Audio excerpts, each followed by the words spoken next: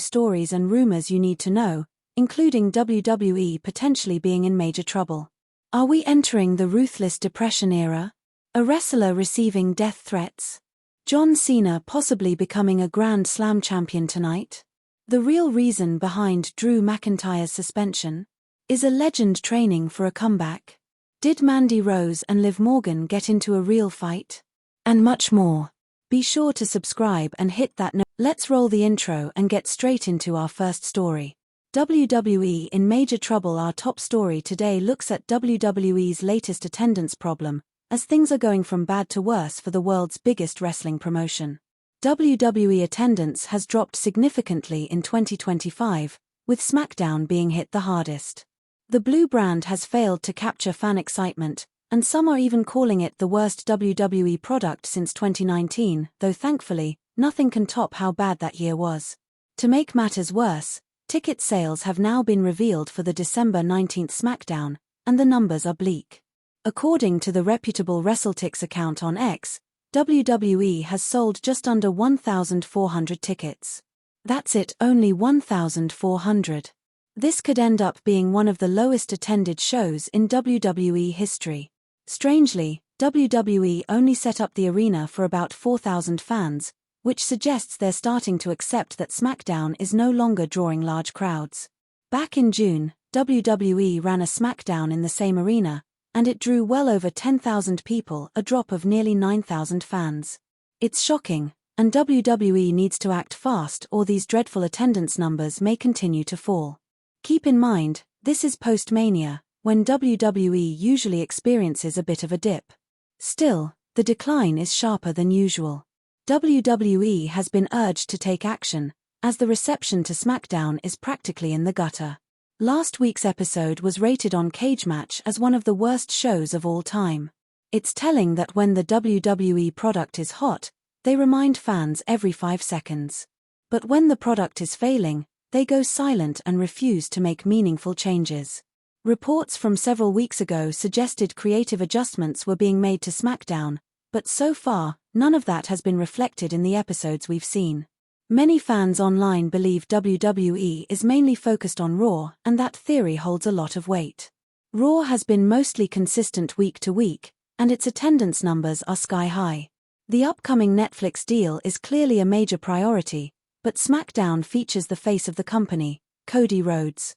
WWE is massively letting Rhodes and the rest of the SmackDown roster down by delivering lackluster creative.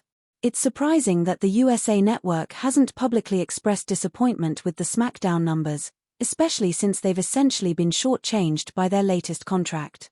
When it comes time to renegotiate SmackDown's deal with USA, WWE may be in serious trouble. Are we now in the Ruthless Depression Era?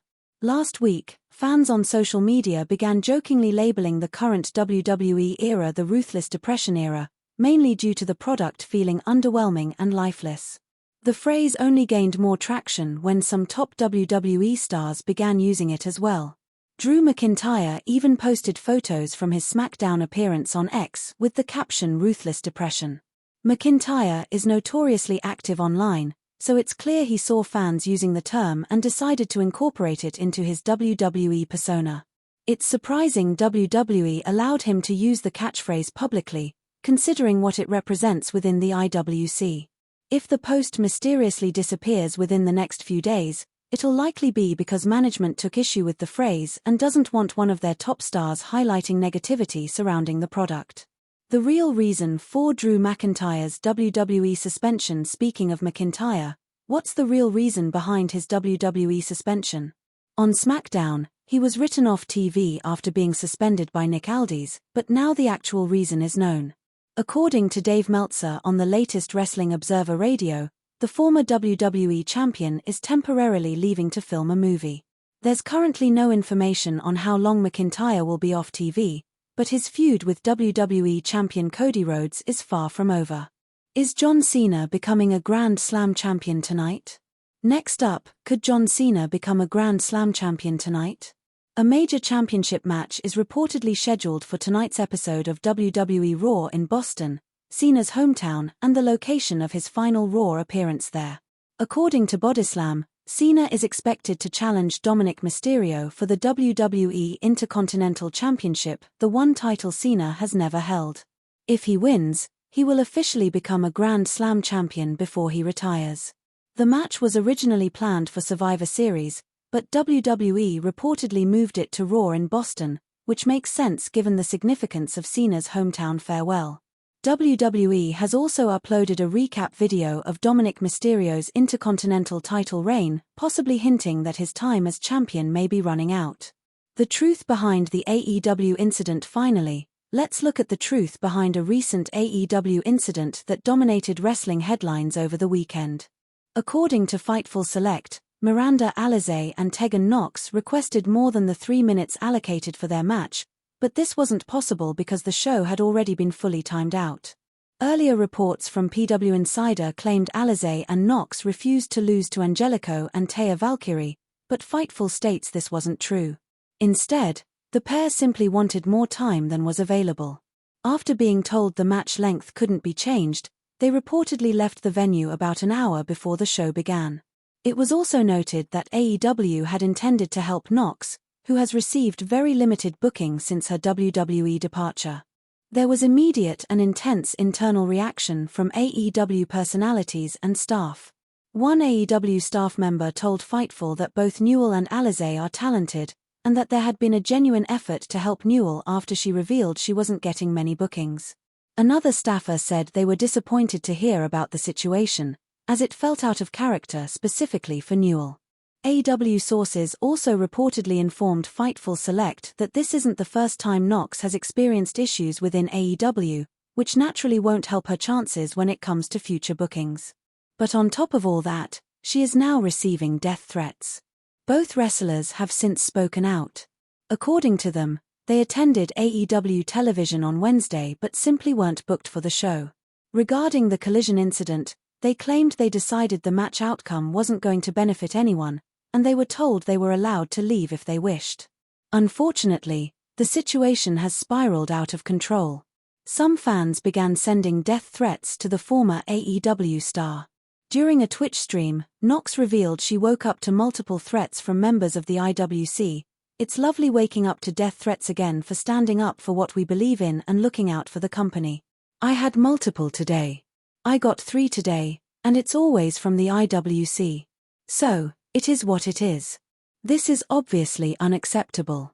There is never an excuse to send death threats to anyone under any circumstances. WWE gives 0 FS about this title. The presentation and booking of the WWE Women's US title has received heavy criticism since the day it was introduced. The title is rarely defended on television, and to this day it still hasn't been defended on a single WWE PLE. A major criticism came during Julia's reign, as WWE seemed to have no idea how to book her.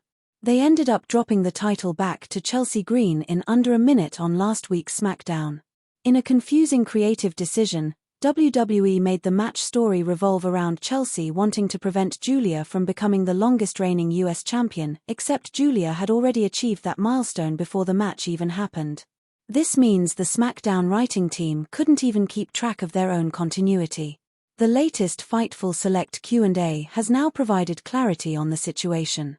It turns out WWE never had any real plan for the title at all and didn't really care about its existence in the first place.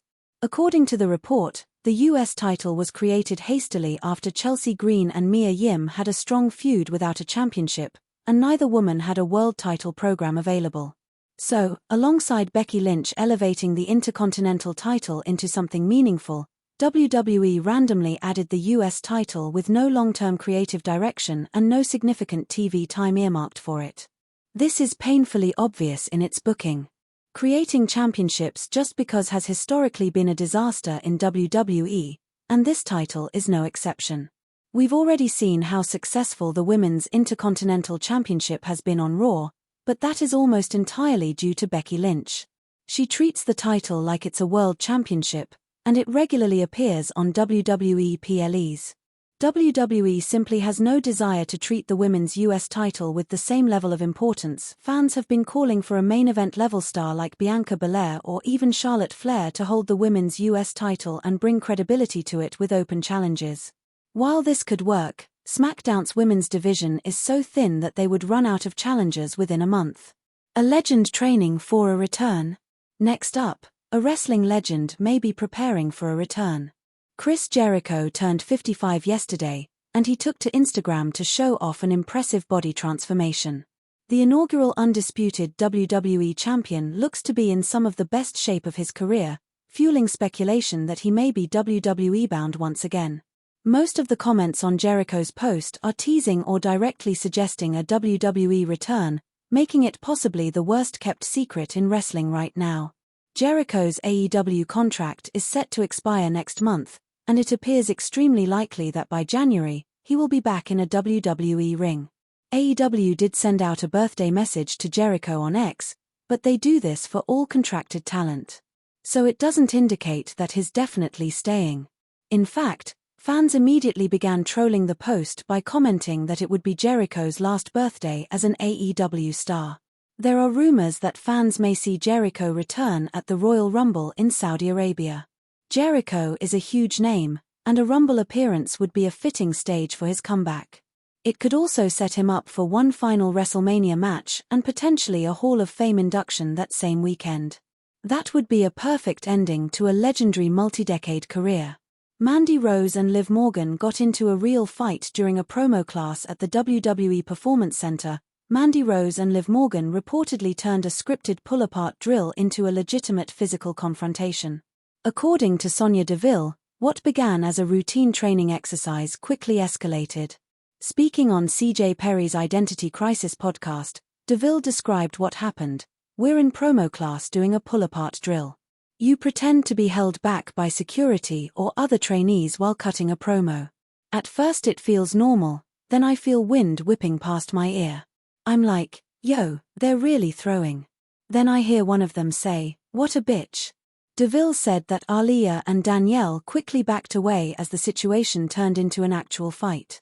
Mandy grabbed Liv's hair, Liv grabbed Mandy's hair, and both were swinging wildly while screaming at each other. Eventually, male trainees rushed in to help separate them. Coaches stormed the ring, and the entire class was thrown into chaos. Deville added that this wasn't a storyline or planned angle, this was a genuine backstage conflict between two trainees. According to Deville, the whole thing started because one of them threw a stiff shot, and the other retaliated. A WWE return incoming?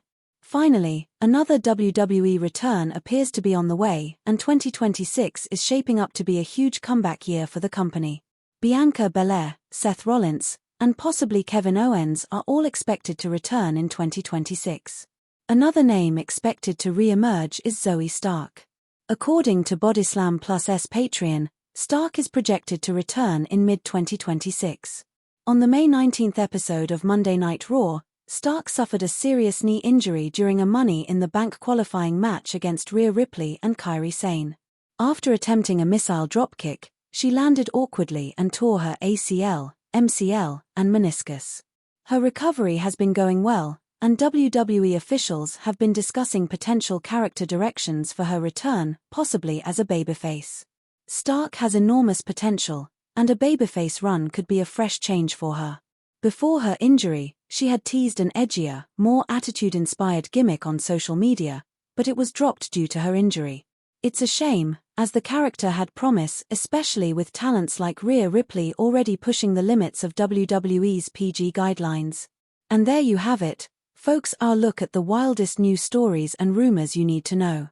Drop your thoughts in the comments below, and I'll see you next time with more wrestling content.